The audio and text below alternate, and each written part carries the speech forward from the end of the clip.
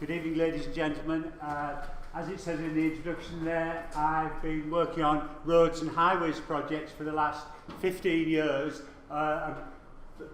Really 4 projects, but I'm just going to focus on the last 2 that I've been involved with. I've had different roles in all of them, but rather than being on my hands and knees troweling, I've had sort of managerial, supervisory, clerk of works roles and sort of liaison to make these projects happen over that period of time. So I'm going to show you some spectacular sites I hope you'll appreciate, some nice Bobby Dazzler finds, but tell you about some of the problems and challenges we face both in doing this archaeology and making the archaeology occur in tandem with people who, and this is unusual, I haven't heard it tonight yet, we're trying to build a road here, Steve, which is the message I usually get, and I turn it round on its head and I say, no, you've got a £1.6 billion archaeology project with a free road thrown in. And so it's all about perception, what we're trying to do here. And we'll start with our first image, and I've been involved in 3 phases of the A1 upgrade to motorway status through Yorkshire, and I'm going to focus on the last project in the first instance, and we're at Catterick bypass, and we're thinking about how we deal with scheduled monuments and effectively how we evaluate these sites, how we look at them, and how in a simple way you can see that we've got Bainesse Roman site here. Anyone in the audience know it, Pete? You've got the existing A1 there, you've got a scheduled monument through here, and the strategy in this instance was to try and avoid the side of it by putting a new carriageway round to the west and avoiding the Roman town. Great plan. Missed out on the point there's a marching camp at the side of the town in other parts of a Roman town. So on the edge of the town we had enclosures. The archaeological contractor was working on this.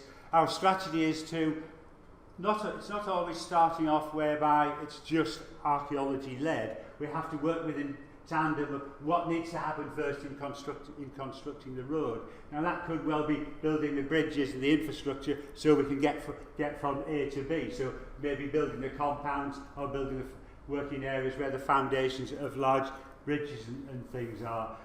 Some areas in our strategy we knew there was archaeological work to be done, so we targeted some areas early on. And here at Bainesse, you can see there's a series of enclosures here, but in terms of all the evaluations we did, it didn't tell us that in this next field going up there would be 246 Roman burials.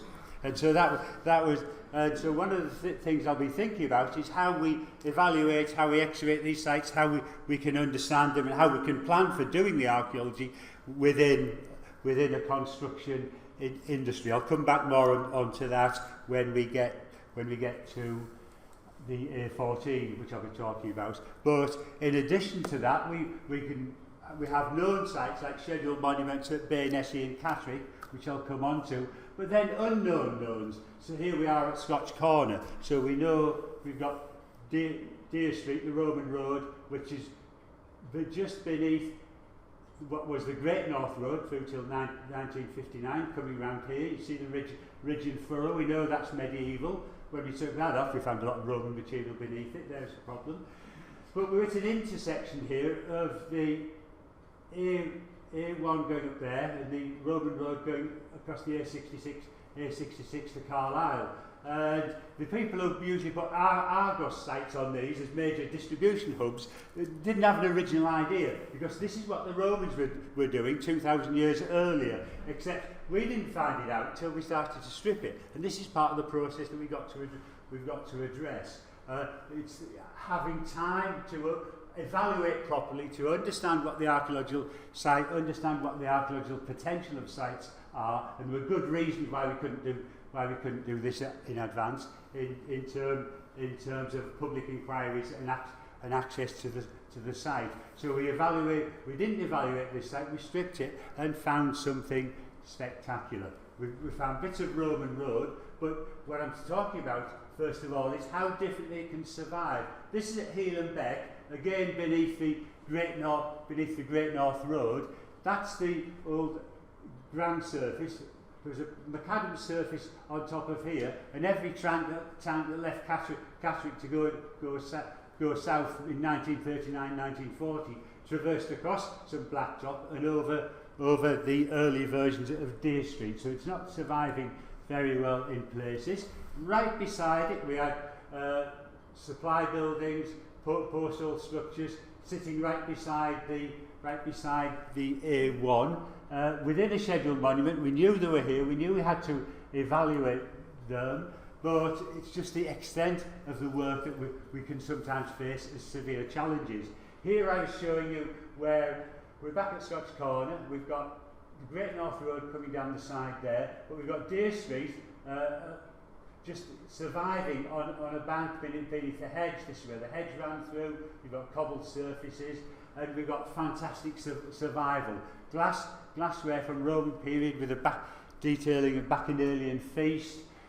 Beside the Great North Road and Deer Street there, we've got Roman buildings, timber buildings with a ditch around them, timber posts inside them, and the finds we were getting for this were spectacular. They're really changing what we were understanding about the Roman North in terms of the finds we've got here are earlier than we were getting from Roman Catterick. So conventional wisdom about Catterick dating from the 70s or thereafter, there's a pet question for Pete Wilson later, to what we're getting here is Roman activity in the 60s AD, and we think it's all tied into the work that Colin Hazelgrove's been doing at Stanwick, and that this is linked to an early road system in the north before the Romans have formally come over the Humber Estuary into Brigantia. So we're rewriting history at this site, and these are the sort of elements of spectacular archaeology that we're finding and discovering. Want to go to Catterick though, where our approach, we've got a dual carriageway going through a Roman town. So we've got, this is parts of Catterick-Tony the north side, farm names and scheduled monuments here. Confess I've completely forgotten the name of the farm for a moment. Thornborough Farm, thank you, Pete. This is where the Roman fort was sited. You've got the River Swale running through here, and so you've got a Roman town dissected by a river and by the A1 that was put in a cutting through there in 1959. What they found just down here was a Roman bathhouse and a mansio, and those were the focus of excavations in the 1950s. The strategy for building this road was that we believed there would be archaeology in here. It's part of the scheduled monuments of Roman Catterick. We know the fort's up there. There's work in here that suggests this is scheduled. There was nowhere the road could go apart from widening this existing carriageway. So that was the strategy that we had to follow, because you couldn't go anywhere 300 metres either side of this road. You would be inside a town or inside the Roman Catterick. So we've widened the road at this point in the expectation that we would minimise the impact on the archaeology. Some of it was previously disturbed. At points where the bridge has to be widened, there was some focused excavation on this side and also on the carriageway here. And so we're looking at a strategy of, we know we'll impact on archaeology, we'll avoid it where we can, but what engineering techniques could be undertaken to minimise the impact. So we're in Catterick cutting now. The strategy was to widen the road, and it was believed that this area had previously been part of the excavations in the 1950s, and that the archaeological horizon was behind there and going into the field.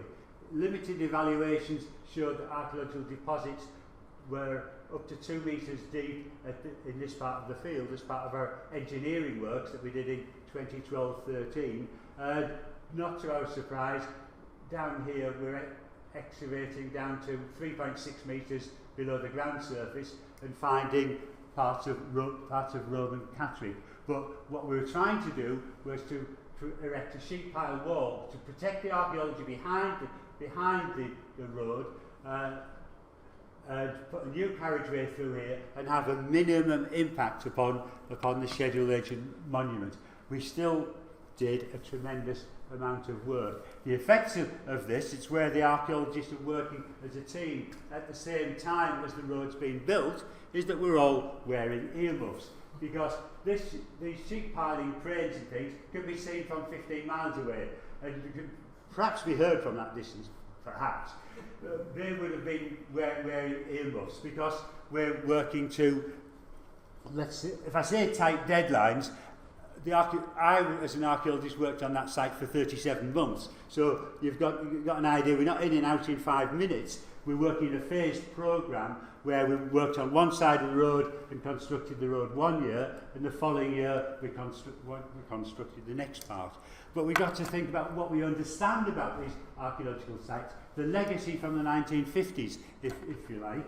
At that time, the only records we were keeping were probably on vinyl. We didn't understand what was happening, how the bridges were built and how the road had been built. So it was a scheduled monument. We couldn't go beside a live carriageway and do any preliminary works. We were working in an environment whereby some construction work had to go on, then we had to see what the archaeological potential was. So they took this bridge off, and I was assured by every wise sage soul on the job that there would be no archaeology here. They would have done it properly in the 1950s. They would have done it man fashion. They would have dug a very big hole. They didn't use those terms, they meant that. Dug a very big hole, give themselves some elbow room, and put these big foundations in. Ah, yes, we believed that. We couldn't disprove it because the road was live and we couldn't do any evaluations, which is what you normally do. So we had something of a surprise when they took the deck of the road off, they took the deck of the Fort Bridge off, and found Roman deposits. They had made the foundations of the deck, and at that point we had a major programme of archaeological work to undertake, surrounded by construction. The archaeologists we had was always safe working. I'm just showing these images to show it's meant to look confusing. We've got scaffolding, we've got sheet piling, we've got 50-ton crane bringing materials outside the archaeology excavation and onto the road beneath. You've got 55,000 vehicles passing you every day, and if that's not worse, you've got the coast-to-coast footpath with everyone walking along, stopping and talking to us and asking what we've found. What I'm emphasising is that this is archaeology in a construction sphere where we're finding spectacular stuff, but we're working in conjunction with the road building teams. And it's because we're in a scheduled monument, we've got to be working alongside. Sometimes we can't evaluate these sites till we know the threat is real and that the road is going to be built. This road was in the planning for about 40 years before this happened, so we couldn't do the archaeology that far ahead. So it's about planning the archaeological campaign to be working alongside the road building. But what we did find is the archaeologists are working in fully equipped PPE in the summer as well.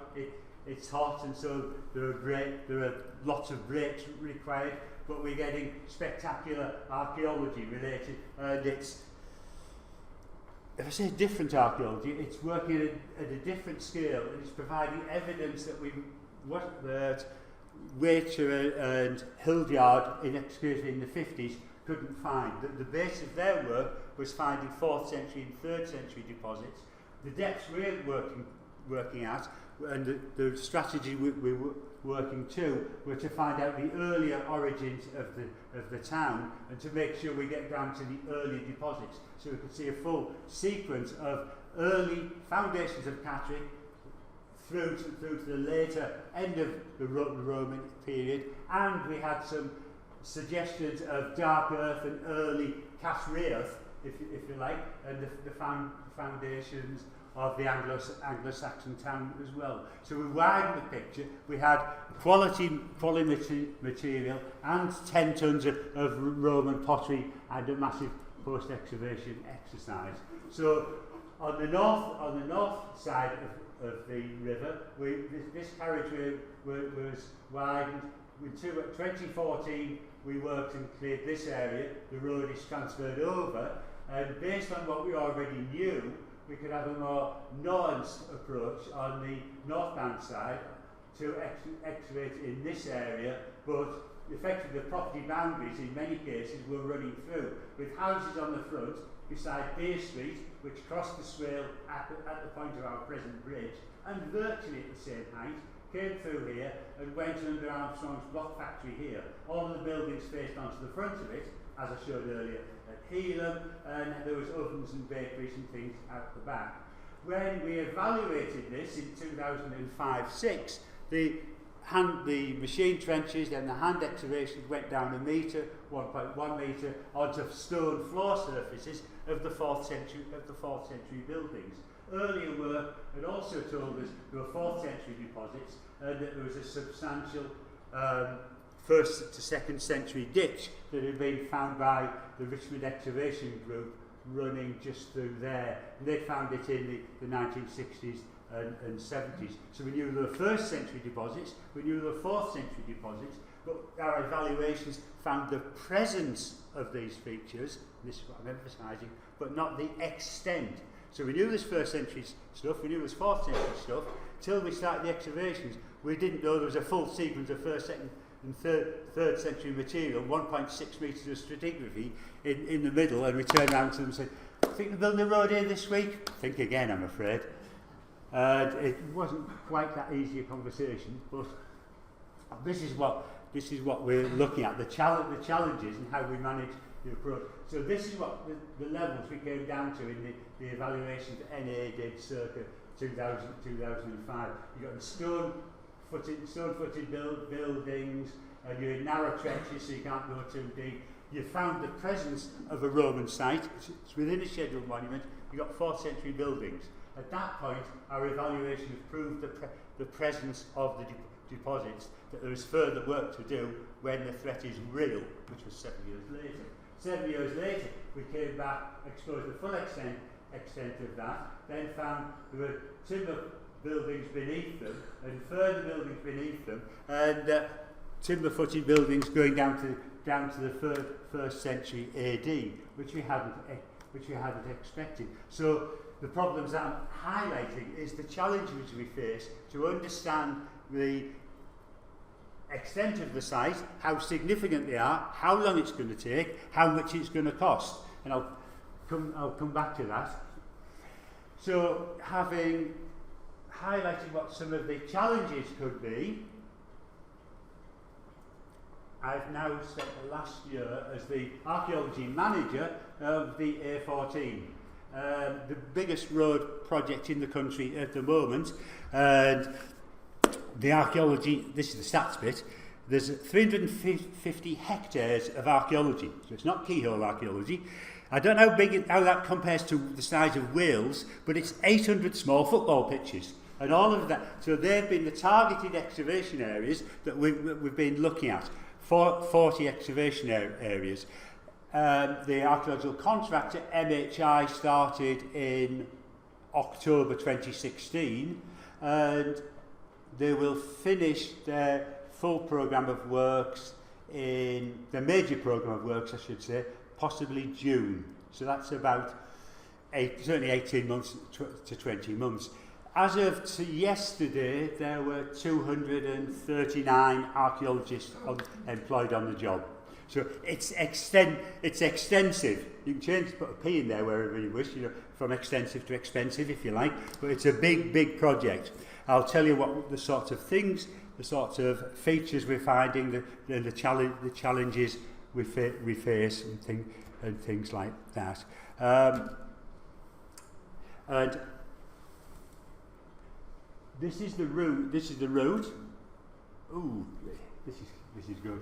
So we're going from 21 miles, going from Alconbury, which is the bit of the A1 that's the best bit of the A1. It's 4 lanes of road. You get on there as you're heading down to London. This is the good bit. The rest of the time, it's a 2-lane road. It's a bit of a pain.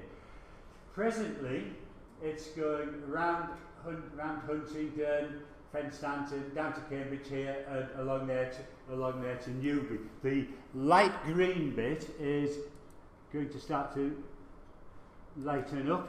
It's split into 4 sections. It's such a big project. There's 4 big companies running this, each of them taking a section. So we've got Costain, Skanska, Balfour Beatty. We also had Carillion working on this project for Highways England. That's the wide awake test. I'll say it again. Carillion. Thank you. We're winning. And each of the companies take one element of the scheme, but work together as an integrated unit, or for one company. So the archaeological contractor, MHI, which is Mola Headland Infrastructure, won the project and initially started with evaluation trenches. I think I said may have said there's 17 miles of evaluation trenches, and that was just in the most recent phase of work. I'll be saying about how the project started a bit later on. I'm going to give a narrative about the sort of archaeology we found from north to south. So up near Alconbury, just beside the A1 here, we have a Roman site defined by, this is an enhanced drone photograph to show a dark earth horizon with ditches coming in and going into that area here. And the evaluations on this site had glass, roof tile, opus signum, and when we stripped the whole site, we had about 3,000 small finds, and we did a test splitting program across the dark earth horizons here, and effectively many of the finds were sitting over these features here. To the south of it, we've got an Iron Age landscape and a series of Iron Age enclosures, circular structures here. The plan will shows this better. We were looking at this area here. You've got this series of mid-Iron Age enclosures, circular roundhouse inside them, continues into that area. This is a major oil pipeline, goes all the way through there. It's top secret, can't tell you about it. It continues into this area and is beneath this area where you've got the later Roman site, which needless to say extends beneath the road here, and we weren't having an impact on the other side, so we didn't do any work along there. But suffice to say, at the north end, we're looking at Iron Age, Romano-British landscape here. But the way I would characterise this site is it represents the whole of what would Hoskins call the English landscape. So we're effectively going from the Neolithic through to the 19th century brick kilns. So it's, as opposed to the A1, which was Bobby Dazzlers for Romans, Catterick, you've got Romans coming out your ears till you're forever and a day. Here we've got 2 Neolithic sites, Bronze Age sites, Iron Age sites, Roman sites, 3 Anglo-Saxon villages, a deserted medieval village. You'll see them as we go through. The archaeology here is, as I've said, extensive. This one of the. Most of you have probably driven along the A14. Well, that's a lie for starters. Most of you have parked on the A14, sat in the traffic jam for a bit, and watched the archaeologists. This all happened at Scotch Corner every summer. You can never get along there. My best move was I got accommodation right beside the works office that I'm based in. Otherwise, I'd waste an hour of my life a day just sitting in traffic getting to the office. The point I'm making, the traffic is severely congested. One of the strategies, and I'm talking engineering speak, I do apologise for that, is that to avoid putting 100,000 lorries carrying stones and material to build this road on the road, they built a series of, they're called borrow pits. It's where they're winning the gravel and the clays and the materials to build the road from within the scheme. And the effect of that is that these gravels, the need to build the road, a surprisingly good, well-drained land for henges and Iron Age sites, Anglo-Saxon buildings, and the clay is useful for pottery making as well. And they use the clay in the road building as what they would term a ground improvement layer. The lesson is that everywhere where there's a borrow pit, where they think we'll accelerate here, they'll find an awful lot of archaeology. One of the borrow pits is 38 hectares of archaeology. Rolls off the tongue. So these are some of the sites. We've got a henge here. I'm calling it a henge. The purists are going to say, where's the entrance? It's a completely circular monument of Neolithic date, 45 metres diameter, and we can see where the bank's been. The only thing we can't see is where the entrance is. We've got two of these monumental sites, but I'm really showing this to show you the effect of the landscape. This is where the road's been widened.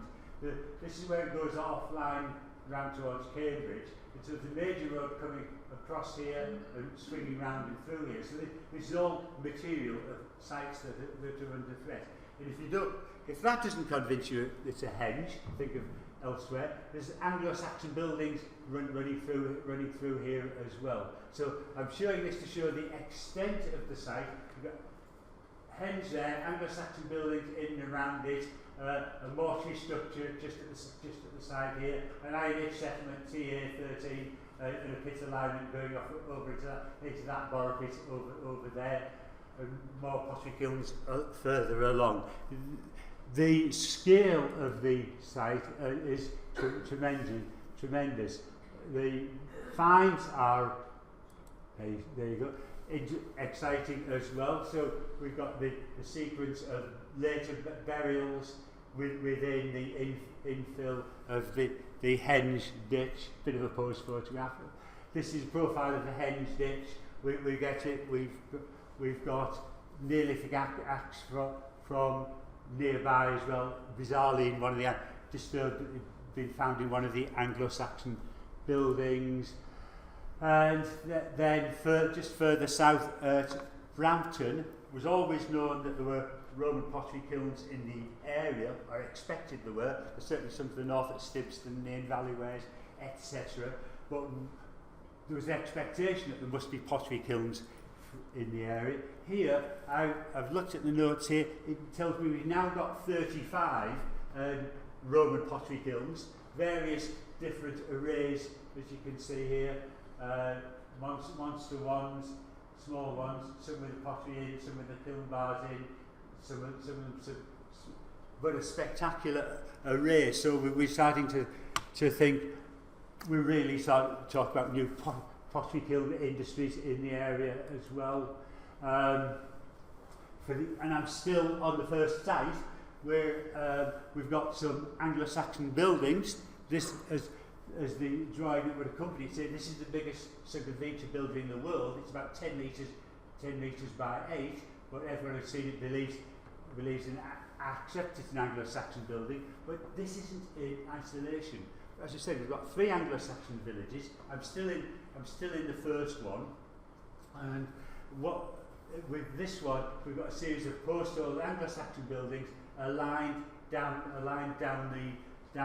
beside the A1, which we believe to be a Roman road. It's almost split into two groups or clusters. There's a gap in the middle, whether that's a village green or not. And these are 6th, 7th century structures. Very few Anglo-Saxon burials with them, but a range of, as you see, bronze pins, evidence for craft activities like spindle walls, loomweights, and things of that nature. Oh, there's the plan, the world's biggest sunken feature building. And to go back to the Anglo-Saxon villages for a moment, I was told when I arrived that there was one known Anglo-Saxon excavated village in Cambridge. We've got 3.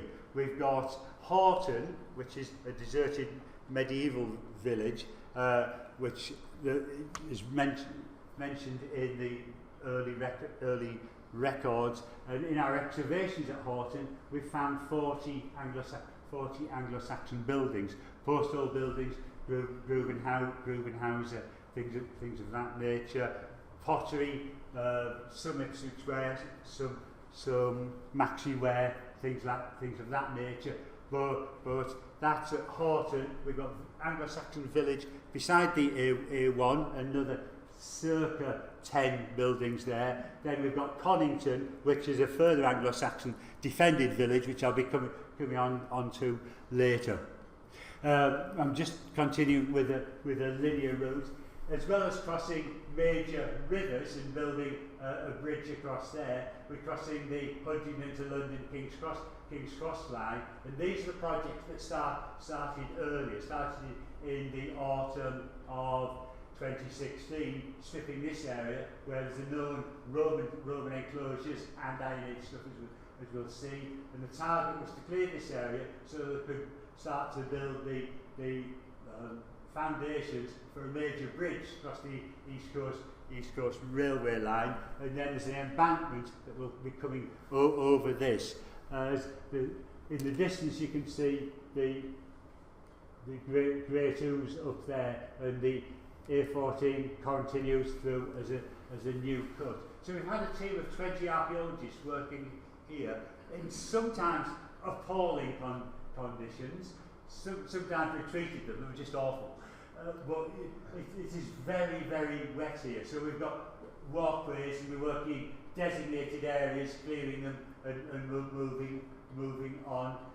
Whole roads are created through so people can get access and build the road. Many of the borough pits, which are way over there, are going to be bringing material over this bridge and this bridge to build the embankments at this side. So there's a necessity in terms of construction need to get these areas cleared early. So it's not like we can say, this is the most interesting site, we'll like to spend a year over here and have a look at this, then we'll deign to do something for you. It is really working as teams of archaeologists clearing areas. So this is the same site. Gallingly for the archaeologists, we've got buildings, metalworking, Iron Age, and the green doesn't show very well, I'm afraid, is Iron Age, the other material plans of Romano British stuff, and the best stuff, would you believe it, there's a Roman villa in there, much of the material, this is where the crossroads going over the A14 there, main line of the A14 going down there, a pond down there. Nobody wants to look in there because we're getting some quite spectacular finds from that site deposited around the edges here. It's always the story about the grass being a bit greener in the area next door. To go on to some of the finds, we've got wet areas of pits. These are Iron Age in date, where we've got a timber log ladder with notches cut in for steps and some rope at the top to hold yourself out. This is about 2.4 metres long to come into the bottom of the pit, and there's another ladder, and I think the next one may be showing a mash paddle that we found from the same feature, antler picks, complete pot vessels. We've had from the adjoining area, we had some Iron Age metalwork, which we declared treasure. And so we found the finds as well as the sites are all spectacular stuff. To continue eastwards, we've got, this is another borough pit, and it extends, the site's 5.5 hectares, but extends to the south here, but we won't be looking at that. This is the main line where the team are working at the moment. There's 110 archaeologists working here at the moment. We've got it's a Roman supply depot. This is marking a droveway up into the Banjo enclosure there. There's another Roman site over here that we're not going to dig. We fenced and embargoed. We said it took too long to do it. And there's another Roman site in the field over there. So this is a central site where we've got evidence for Roman jewellery, things of that nature. But we think there's a whole series of farms in the immediate area that are feeding their stuff into the central hub. This is a site we're working on now. This is just a focused photograph to show you some of the areas that we're trying to work and clear so that the road can be built in this next season. There's no pottery kilns here, but we've got building structures, a well with more timber line posts, leather in it, and a large water hole that we've got great hopes of getting good environmental and pollen sequences out of. So the sort of things we're getting from it, from beside one of the ditches, there's a pit here with 6 pottery groups of 1st, 2nd century pottery, Podhill brooches, military equipment, a small cockerel brooch there, all of these nice things that you wouldn't expect to find on a Roman rural site. The suggestion that NHI are making is that we've got something more fundamental going on here, that it's supplying the Roman military. These are just shots on drones to the sites run on down the slope there. This is Conington, which we believe it is Kingstown. It's the focus of what we'll be talking about is an Anglo-Saxon site, but you've got everything spreading across a kilometre from Middle Bronze Age enclosure here with a roundhouse there. This is the A14. The dark blue is Middle Bronze Age. The red is Roman. We've got a road coming up here. Coper suggests that there's a Mansio just up here. You've got Roman bedding trenches coming across here. Iron Age is the dark blue, and the lights up on top of the hill. Well, hill in Cambridgeshire. You were with me till I said hill in Cambridgeshire, weren't you? Trust me, it's the highest point in Cambridgeshire. It's a significant location. It's a series of enclosures, but more interestingly, there's an Anglo-Saxon, we believe, defended settlement on the top of the hill. But we'll get there. We start at the bottom of the hill with the mid-Bronze Age enclosure here. This area is eventually stripped as well. This is the main line of the A14 coming through, and a pond. One of the challenges that's faced by not just building this road is all of the other infrastructure. There's a gas pipe that has to be realigned. The water surface is foul and fresh. The electric, all of the statutory diversions are almost a bigger challenge than the archaeology. And somebody said, well, if we've got so much archaeology here, why don't we go across the road? Then they saw the crop marks. It's just an intensely inhabited landscape. Once you get onto good soil, it's good foundations, it's all been occupied.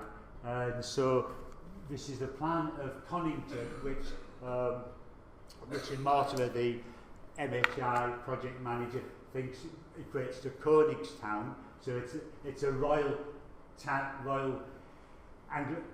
of Anglo-Saxon foundation, because it's there. Many of these Coningtons are established before the Norman conquest. You've got a series of enclosures with Grubenhauser in some featured buildings inside them, some burials here. This is the Roman stuff on continuing around the edge. But we think that it's beside the Roman road, the Via Divana. It's at this high point, just beyond this one. It's overlooking the road. And it's significant in Roman times. As I say, there's the Roman road, possibly the Mansio things here. This is just inferred from the crop marks and the aerial photographs. And then just downslope down there, there's a major boundary, which is the present day boundary between Peterborough and Huntingdon. It's the county boundary on the 1850s map. But if you go back earlier on, there's a treble ditch there, and Richard Mortimer has suggested this is the interface between Mercian expansion and moving into East Anglia, and this is a defended site as a King's Foundation on the top of the hill. And if you want to extend that metaphor a bit further, you're almost on the boundary between the Iceni and the Coriol Tavai as well as this major boundary and everything happening at this location. So we've got a range of Anglo-Saxon sunken feature buildings. Again, there's about 20 of them. These date from, some of them, 6th, 7th and 8th century. So there's a sequence of them inside enclosures. There's handmade pots, and more pertinently, there's Maxiware, which comes from Maxi, just north of Cambridgeshire, and there's more Maxiware on this site than virtually anywhere else. It's all pristine and pieces virtually the size of my hand. So it's a major site for this by the 8th century. So it's a spectacular site. It's different from, as I say, I'm emphasising, it's different from the others in that it's defended and on top of a hill. To continue a bit further west, we get to Bar Hill, where we have an Iron Age and Romano British site. We're now north of the A14. The A14 is going along there, and this is the road up to Long Stanton. We've got a road coming in here forming a junction and intersection. We've got all of these dark horizons. There was, again, masking layers surviving here, and you've got 2nd century Roman activity, and then later Iron Age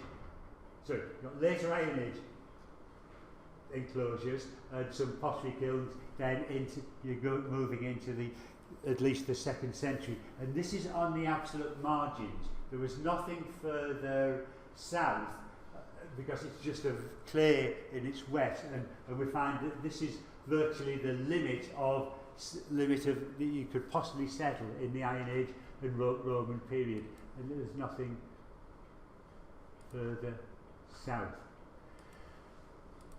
So to look briefly at some of the finds, the assemblages of flint, small dagger, bronze rim, the Anglo-Saxon Loomweight in bone pits. We've got lots of Loomweights as evidence for the craft activities, sewing and things of that nature from the Anglo-Saxon sites.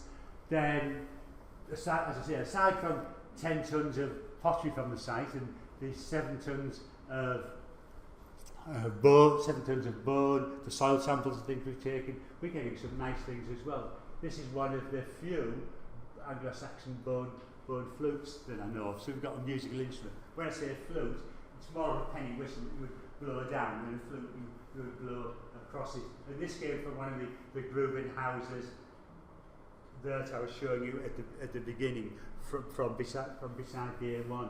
Then we're getting bone combs from Conington with runes carved on it. There's at least one other complete bone comb with a cover on it, and I was looking at a really beautiful, possibly ivory, certainly something of that nature, pin from the site just yesterday. Other finds, nice bone weaving comb from another Iron Age site.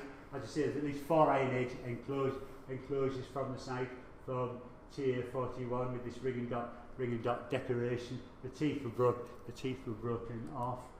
And then some other sites. Again, these are from Bar Hill, the Iron Age site we're just looking at. A comb that's carved out of a human skull, bizarrely. Roman jet that we all know where that comes from in Yorkshire. And Silver Snake Terminal, that came from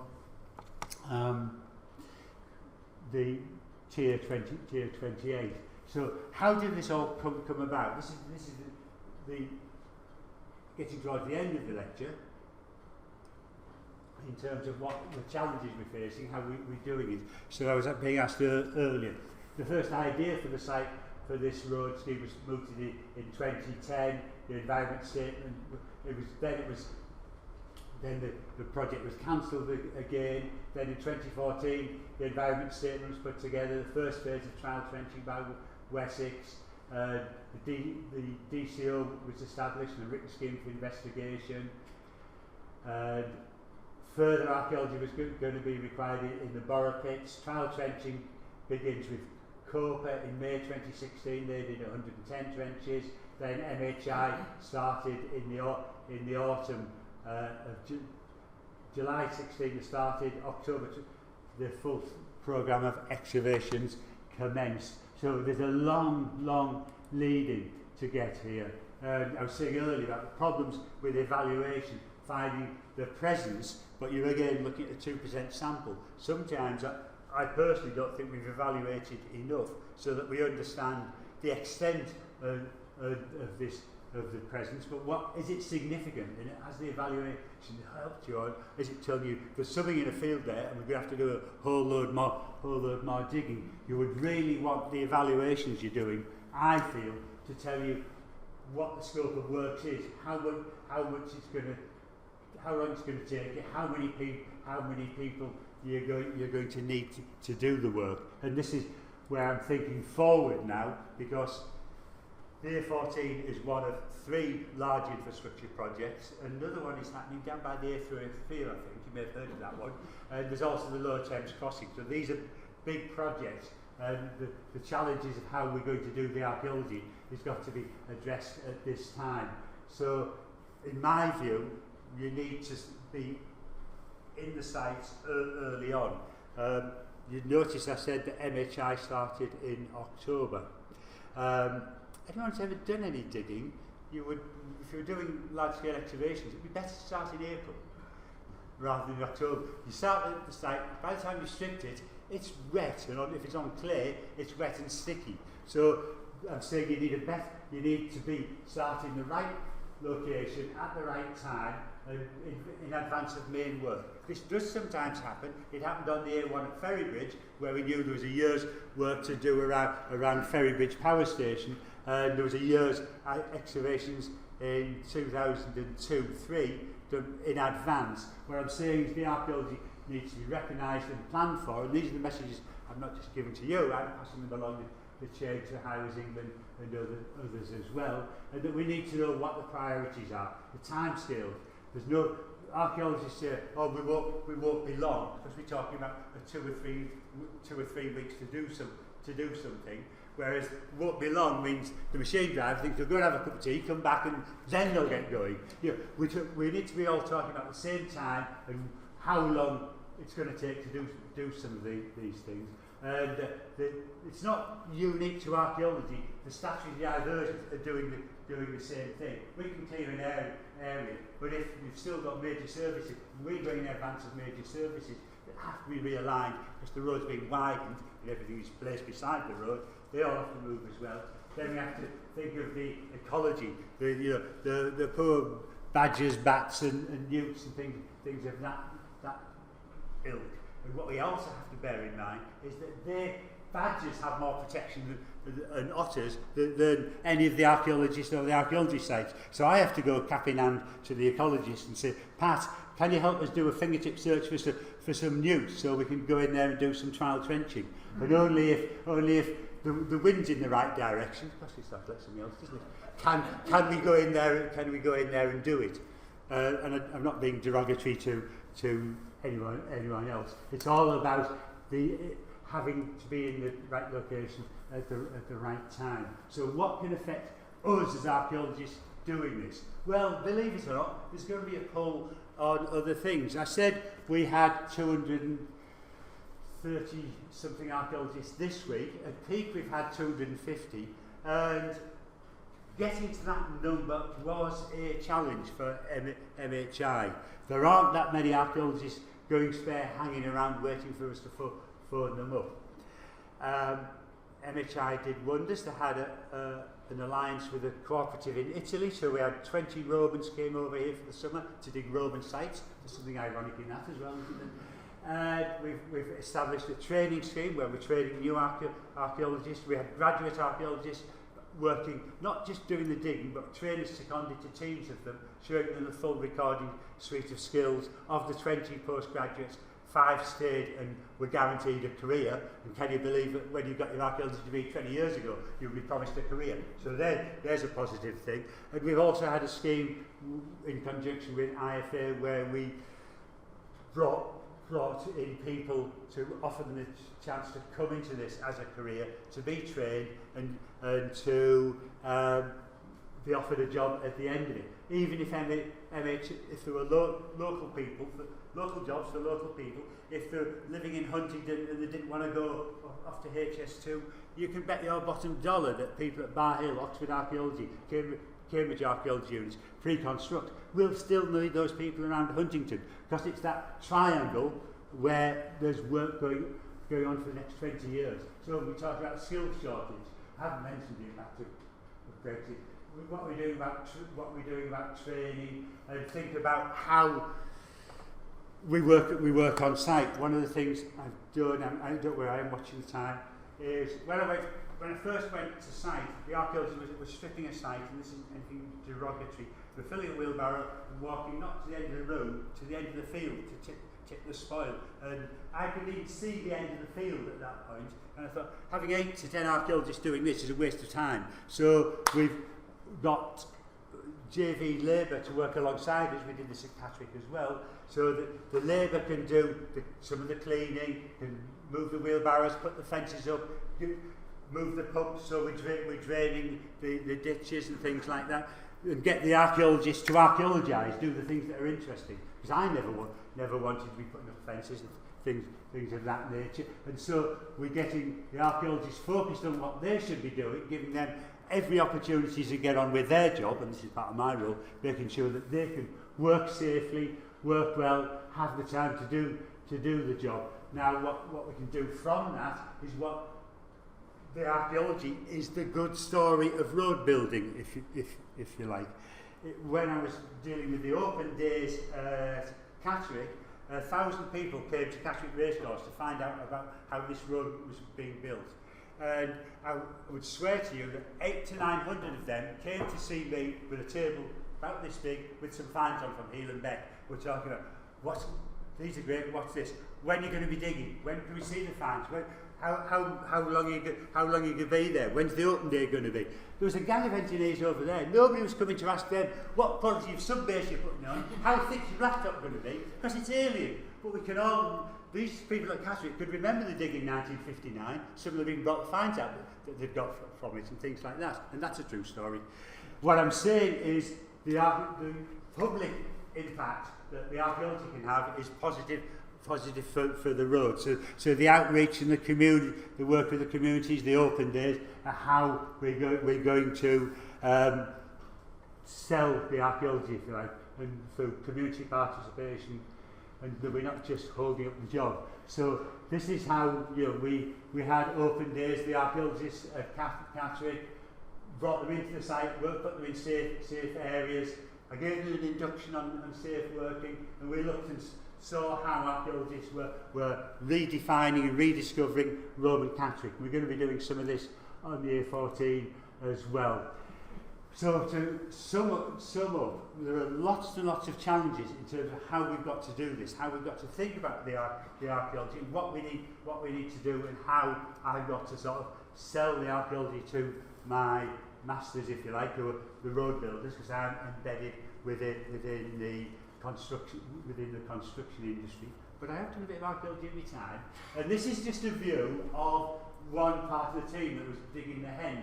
So a few of the team, as I say, you haven't got all 250 there, ages from 18 to 60, speaking 15 different languages, and the crucial thing, only 28% of them were UK residents. We had lots of Portuguese, Irish, Greeks, Spaniards, Americans, you name it, people who were good, practical archaeologists coming along, bringing their expertise to do these major projects. That's the story of the A14. Thank you.